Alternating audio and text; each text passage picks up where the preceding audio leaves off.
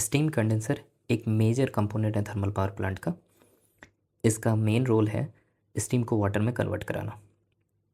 But we all know steam turbine में चाहिए turbine को रोटेट करने के लिए। फिर हमें क्या ज़रूरत हुई स्टीम को वाटर में कन्वर्ट करने की। डायरेक्टली उसी स्टीम को हम लोग बॉयलर में भेज के हिट करके प्रेशराइज करके दोबारा से टरबाइन में ब्लेड को रोटेट करने के लिए भेज सकते थे। और वैक्यूम प्रेशर का क्या इंपॉर्टेंस है कंडेंसर के अंदर, क्यों कंडेंसर के अंदर हम लोग वैक्यूम प्रेशर मेंटेन करते हैं, इन सब के बारे में आज हम लोग स्टेप बाय स्टेप सीखेंगे।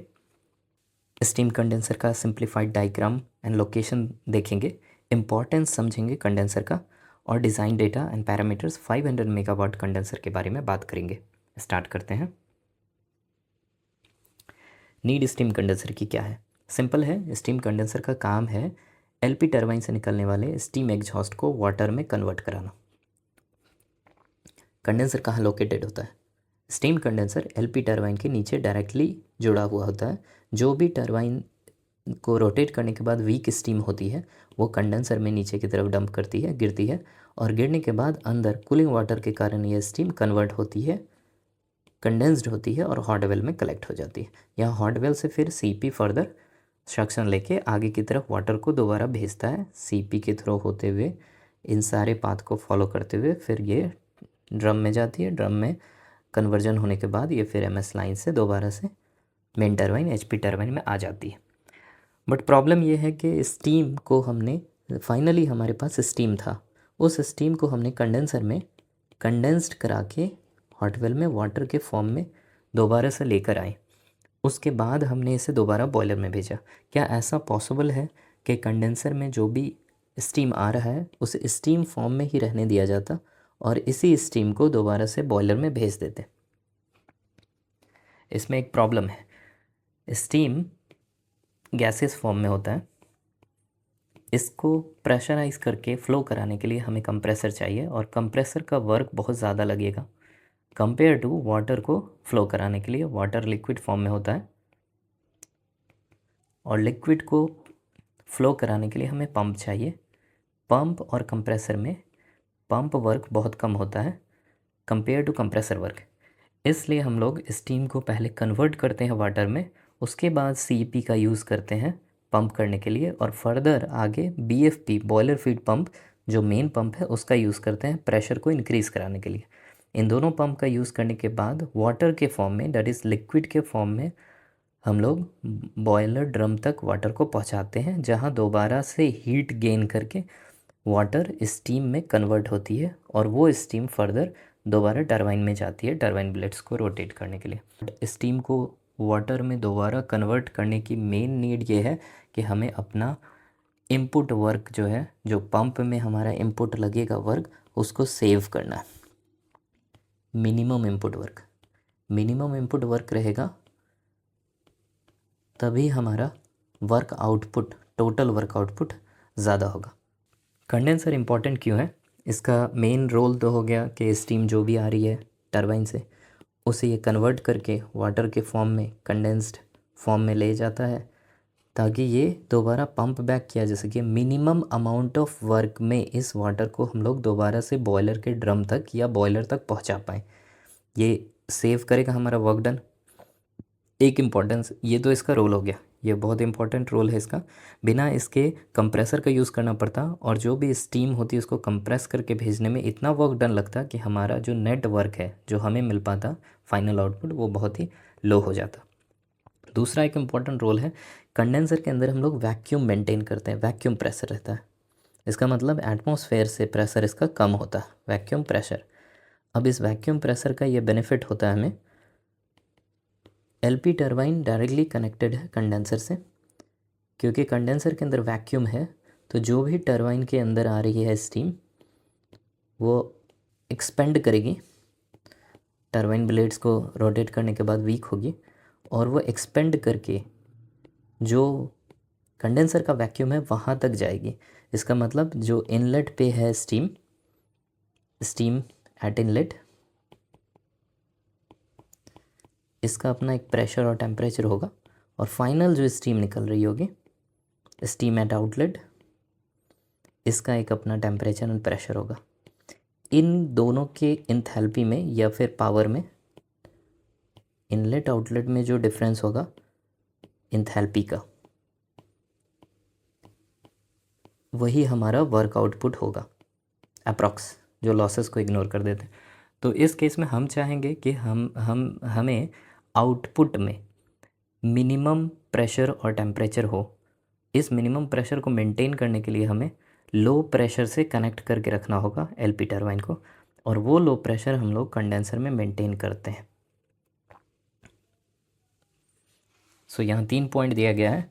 वैक्यूम मेंटेन करते हैं टरबाइन के एग्जॉस्ट में, ये इंक्रीज़ करता है टरबाइन की इफिशिएंसी। बेसिकली ये टरबाइन का वर्क आउटपुट इंक्रीज़ कर देता है। और एक इम्पॉर्टेंट ये भी रोल है कंडेंसर का कि हम लोग जो भी स्टीम एलपी टरबाइन से निकल रहा है उसको एटमॉस्फेयर में वेस्ट नहीं कर सकते हैं। ये स्टीम प्योर है, केमिकली ट्रीटेड स्टीम है, केमिकली ट्रीटेड वाटर है या स्टीम है। इसको हम लोग एटमॉस्फेयर में अगर वेस्ट करेंगे तो दोबारा से हमें केमिकल ट्रीटमेंट करना होगा। उसको अवॉइड करने के लिए हम लोग इसी स्टीम को कंडेंसर के ट्यूब्स के ऊपर से पास कराते हैं और कंडेंस्ड करा के इसको वाटर में कन्वर्ट करते हैं। ये जो कंडेंस्ड वाटर है यहाँ पर, ये भी केमिकल ट्रीटेड प्योर वाटर होगा, जिसको हम लोग डीमिनरलाइज्ड वाटर, डीएम वाटर भी कह सकते हैं। और ये वाटर दोबारा से साइक्लिक प्रोसेस में यूज़ हो जाएगा। सो हमें बार बार केमिकल ट्रीटमेंट करके वाटर का यूज़ नहीं करना है, ये एक क्लोज्ड साइकिल हो जाएगी। क्लोज्ड साइकिल होने के कारण केमिकल ट्रीटमेंट और वाटर ट्रीटमेंट का कॉस्ट बचेगा। सो रिकवर करता है ये वाटर और रीयूज़ करता है बॉयलर में, जिससे वाटर ट्रीटमेंट का कॉस्ट सेव हो जाएगा और प्लांट की एफिशिएंसी इम्प्रूव करेगा। वी ऑल नो कि रैंकाइन साइकिल में हम लोगों का जो स्टीम आ रही है, जितना लोअर साइड में रहेगा प्रेशर उतना ज़्यादा ये लाइन इंक्रीज़ होगी, जिसके कारण वर्क आउटपुट टरबाइन का ज़्यादा होगा। तो ये बेसिक थर्मोडायनेमिक्स है कि कंडेंसर का इम्पोर्टेंट रोल क्या है। बिना कंडेंसर के थर्मल पावर प्लांट के साइकिल को रन करना क्वाइट इम्पॉसिबल है और इफ़िशिएंसी भी बहुत लो होगी, कंप्रेसर वर्क भी बहुत ज़्यादा होगा। सो इन सारे केसेस के लिए कंडेंसर, स्टीम कंडेंसर एक मेजर कंपोनेंट बन जाता है थर्मल पावर प्लांट का। ये देखना है कि कंडेंसर के अंदर वैक्यूम को कैसे क्रिएट करते हैं और उसको मेंटेन कैसे करते हैं। ये दोनों अलग अलग टर्म्स है, क्रिएट करना और मेंटेन करना। क्रिएट करना मतलब फर्स्ट टाइम कंडेंसर के अंदर वैक्यूम को रीच करना, और मेंटेन करने का मतलब है एक बार कंडेंसर के अंदर वैक्यूम प्रेशर आ गया है उसको मेंटेन करके उसी प्रेशर पे होल्ड करना। वैक्यूम क्रिएट कैसे हो रहा है? कंडेंसर के अंदर एलपी टरबाइन से स्टीम आ रही है, ह्यूज अमाउंट में एलपी टरबाइन से स्टीम आएगी और पूरे कंडेंसर में स्टीम भर जाएगी।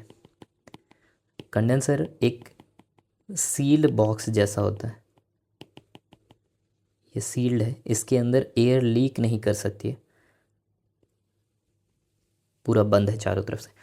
इसमें स्टीम आकर पूरी तरह से भर गई, स्टीम भरी हुई है। अब इसके अंदर CW का वाटर एंटर करता है पाइप्स के थ्रू, बहुत सारे पाइप्स के थ्रू, और हीट लेके चला जाता है। स्टीम से हीट लेने के कारण स्टीम अपनी एनर्जी लूज़ करती है और कंडेंस्ड होना स्टार्ट करती है। सो ये जो स्टीम जो पूरे कंडेंसर के अंदर भर गई थी वो कंडेंस्ड होना शुरू करती है। स्टीम की वॉल्यूम बहुत लार्ज थी, वॉल्यूम इसकी ज़्यादा थी, लार्ज वॉल्यूम, और जब ये कंडेंस्ड होती है तो ये वॉल्यूम स्मॉल वॉल्यूम में कन्वर्ट हो जाती है क्योंकि वाटर की वॉल्यूम कम होती है। तो लार्ज वॉल्यूम से सडनली स्मॉल वॉल्यूम में कन्वर्जन होता है। Large volume steam converted into small volume of water. तो ये जो वॉल्यूम लॉस होगा वो स्पेस क्रिएट करेगा, खाली स्पेस क्रिएट करेगा, और ये खाली स्पेस में कुछ आ नहीं सकता बिकॉज कंडेंसर सील्ड है, अच्छे से सीलिंग की हुई है चारों तरफ से। सो ये वैक्यूम ऑटोमेटिक क्रिएट होगा। सो वी कैन से कि वैक्यूम कंडेंसर के अंदर क्रिएट करने का मेन रोल है CW वाटर का, कूलिंग वाटर, जो आकर कंडेंसर के अंदर जो स्टीम है उसको कंडेंस करता है और लार्ज वॉल्यूम ऑफ स्टीम को स्मॉल वॉल्यूम ऑफ वाटर में कन्वर्ट कर देता है। मेंटेन कैसे करते हैं कंडेंसर के अंदर वैक्यूम? कंडेंसर के भी बॉक्स में कुछ लीकेज तो हो रही है एयर की, परफेक्टली सील्ड नहीं हो सकता। तो जो भी लीकेजेस एयर की इनसाइड हो रही है वो कंडेंसर के वैक्यूम को धीरे धीरे करके वैक्यूम को डिटोरेट करेगी, मतलब कंडेंसर के अंदर प्रेशर को थोड़ा थोड़ा करके इंक्रीज़ करेगी। सो ये एयर जो इनग्रेस कर रहा है कंडेंसर के अंदर, इसको हमें रिमूव करना होगा। इसे रिमूव करने के लिए हम लोग वैक्यूम पंप लगा के रखते हैं। वैक्यूम पंप का एक लाइन होता है, उसका काम यही है कि स्टीम को और एयर को, जो भी स्टीम प्लस एयर है उसको ये एक अमाउंट में खींचता रहता है और खींच के यहाँ पर एक टैंक में सेपरेट करता है, एयर को बाहर निकाल देता है और स्टीम को दोबारा कंडेंसर के अंदर डाल देता है। इस प्रकार से वैक्यूम पंप जो भी एयर इनग्रेस हो रहा है, जो भी एयर कंडेंसर के अंदर एंटर हो रहा है, उसको कंटिन्यूअसली रिमूव करता रहता है। सो वैक्यूम को मेंटेन करने का काम है वैक्यूम पंप का, और वैक्यूम को कंडेंसर के अंदर क्रिएट करने का काम है कूलिंग वाटर का, CW वाटर। कंडेंसर का टेम्परेचर प्रोफाइल और हीट ट्रांसफ़र मैकेनिज़्म देख लेंगे। यहाँ पे स्टीम इंटर कर रही है, सपोज़ ये एक स्टीम कंडेंसर है सिंगल पास, स्टीम ऊपर से इंटर कर रही है। इंटर करने के बाद ये बहुत सारे बंडल ऑफ ट्यूब्स के ऊपर से पास करेगी। ये सारे छोटे छोटे जो भी हैं वो ट्यूब्स हैं, जिसके अंदर से इनसाइड से वाटर जा रहा है। इधर से वाटर इन किया, कोल्ड वाटर इन करता है और यहाँ वाटर बॉक्स में जमा होता है। फिर ये छोटे छोटे ट्यूब्स के अंदर घुसता है और इन सारे छोटे ट्यूब्स से पास करता है, और स्टीम का ये हीट लेके गेन करके हीट ट्रांसफ़र करके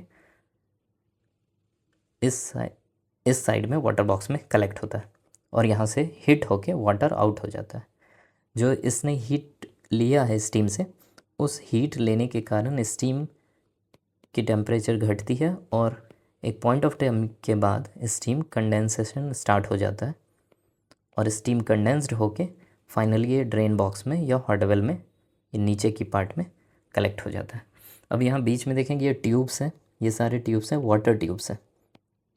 ये जो वो प्लेट है, ये सपोर्टिंग प्लेट है दोनों साइड ट्यूब्स को सपोर्ट करने के लिए, और ये सारे बैफल्स प्लेट हैं, सपोर्टिंग प्लेट्स भी कह सकते हैं इसे। ये स्टीम के पाथ को डिफ्लेक्ट करने के लिए कि स्टीम यूनिफॉर्मली डिस्ट्रीब्यूट हो पाए सारे ट्यूब्स पे और maximum surface area heat transfer के लिए अवेलेबल हो पाए, और फाइनली स्टीम यहाँ ड्रेन में कलेक्ट हो जाएगी और ड्रेन यहाँ से निकाल लिया जाएगा।